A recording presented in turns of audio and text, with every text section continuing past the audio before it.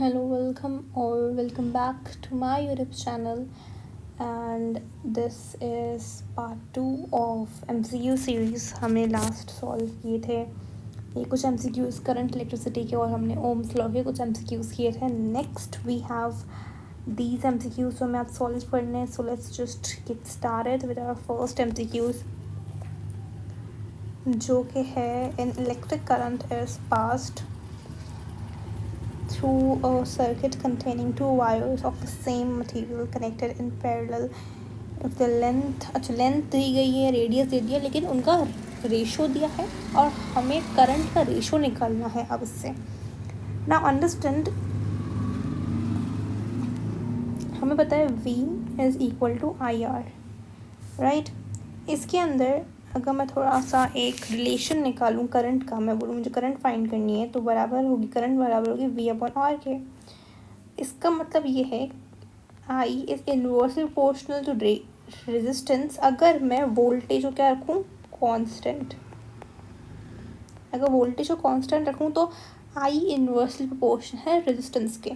इसका मतलब है मैं निकाल सकती हूँ I1/I2, ठीक है, जो बराबर होगी रेजिस्टेंस 2/रेजिस्टेंस 1, क्योंकि ये इन्वर्स रिलेशन है.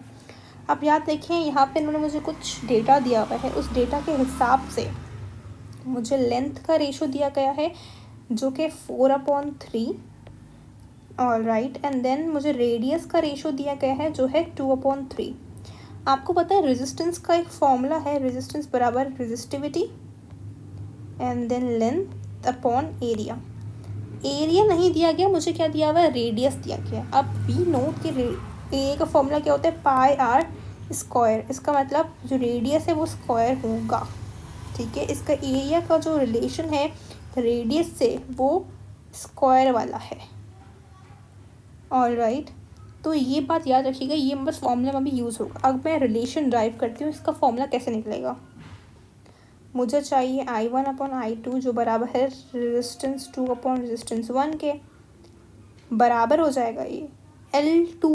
मेरे पास इन्होंने L1 क्या दी गई है, L1 है मेरे पास 4 और L2 क्या दी गई है 3, ठीक है. तो पहले मैं यहाँ पे लिखूँगी 3 एंड देन लिखूँगी 4, मल्टीप्लाई करूँगी. अब याद रखिएगा रेजिस्टेंस और एरिया का जो रिलेशन है दैट इज़ ऑलरेडी इनवर्स, ठीक है. और यहाँ पे एरिया गिवन नहीं है, रेडियस गिवन है πr². बेसिकली यहाँ पे रेडियस दिया गया है, तो एक तो रेडियस स्क्वायर होगा मेरा, दूसरा रेडियस क्या है, इनवर्सली प्रोपोर्शनल. अब यहाँ पे R2 पहले लिखा गया है, तो उसका मतलब यहाँ पे रेडियस 1 पहले लिखा जाएगा, ठीक है. और रेजिस्टेंस 1 नीचे, इसका मतलब रेजिस्टेंस 2 यहाँ पे, रेडियस 2 यहाँ ऐसे लिखा जाएगा, ठीक है. समझ आ गया.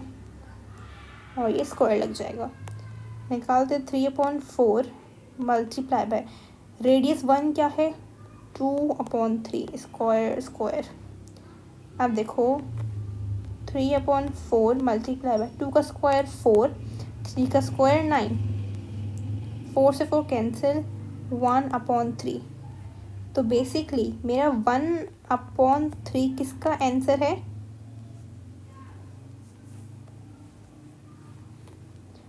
I1/I2. ये हमारे पास आंसर आया है, ठीक है. तो यहाँ पे करेक्ट ऑप्शन जो मेरा होगा कौन सा होगा, 1/3, ठीक है. ये समझ आ गया आपको. नेक्स्ट है graph between voltage and current for non ohmic devices कैसा होता है. तो ये यूजुअली स्ट्रेट लाइन नहीं होता, ठीक है. फिर बोला गया the current in a resistor और इज़ इतना चार्ज फ्लो, द रजिस्टर कितना चार्ज फ्लो करेगा रजिस्टर के अंदर से अगर मेरे पास इतने सेकेंड के लिए इतना करंट पास हो रहा है. अगेन हम फॉर्मूला लगा के ये निकाल सकते हैं आराम से.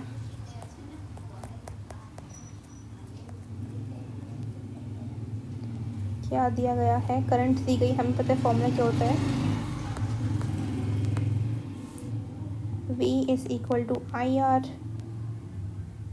लेकिन करंट दिया गया है, करंट नहीं दूसरा फॉर्मूला यूज़ करेंगे इसमें, I is equal to Q upon T. Time भी दिया गया है, करंट कितना 8 इंटू 10⁻³ मल्टीप्लाई करना है इसको 0.020 के साथ, कुछ आंसर आएगा 0.16 बराबर होगा चार्ज के। अब बताना है कितना चार्ज फ्लो करेगा। एक मिनट, यहाँ से आएगा 0.1,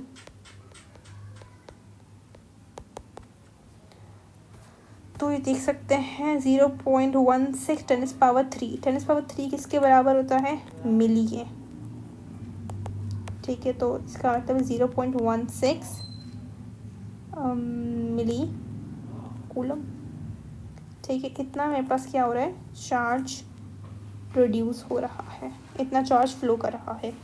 तो यहाँ पे आंसर रहेगा ये, आंसर होगा ये। ठीक है, ये समझ आ गई। नेक्स्ट है, which of the following statement is not true, कौन सी ट्रू नहीं है। Conductance is the reciprocal of resistance and measured in siemens, this is correct. Ohm's law is not applicable at very low and very high temperatures, okay.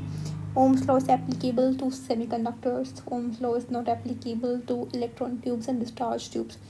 तो इसके ना सही नहीं, जो रॉन्ग स्टेटमेंट है वो है ये, Ohm's law is applicable to semiconductors, that is false. It is not applicable to semiconductors. ठीक है, Ohm's law establishes a relation between what, तो current and voltage. For an ohmic conductor, doubling the voltage without changing the resistance will cause current to, ये V is equal to IR है, resistance constant है। अगर मेरे पास अगर resistance constant है तो जितना वोल्टेज बढ़ाएंगे उतना ही करंट बढ़ेगा, इसका मतलब voltage is directly proportional to current. अगर वोल्टेज डबल कर रहे हैं तो करंट भी कितना होगा, डबल ही होगा, तो इंक्रीज बाय 2 फैक्टर। आगे है, which equation is used to define resistance, तो वेरी सिंपल, पोटेंशियल डिफरेंस बराबर है current to I, V is equal to I R. इससे हम बेसिकली रेजिस्टेंस को डिफाइन करते हैं। आगे पूछ रहा है, the charge of an electron is 1.6 into 10⁻19 coulomb. How many electrons strike the screen of a cathode ray tube each second when the beam current is 16 milliampere. ठीक है, बहुत आसान सवाल है, ये भी करते हैं। हमें पूछ रहा है I is equal to Q T, current कितना है 16 -3, टाइम कितना 1 सेकेंड। ठीक है, चार्ज पता लगाना है, तो ये कितना हो गया 16 इंटू 10⁻³ ही हो जाएगा चार्ज बराबर। लेकिन अब ये पूछ रहा है कितने इलेक्ट्रॉन्स करेंगे, हमें पता है Q is equal to NE। ठीक है, E कितना है चार्ज, कितने नंबर, हमें चार्ज पता है और हमें पता है कितने इलेक्ट्रॉन में कितना चार्ज है वो भी पता है। नंबर ऑफ इलेक्ट्रॉन फाइंड करने हैं, तो अगर मुझे नंबर ऑफ इलेक्ट्रॉन फाइंड करने हैं तो उसका फॉर्मूला क्या है, N बराबर है Q अपॉन E पे। ठीक है, ये जितना चार्ज हमें दिया गया है और ये इलेक्ट्रॉन का चार्ज, ऑल राइट, इसको हम डिवाइड करेंगे पता चल जाएगा।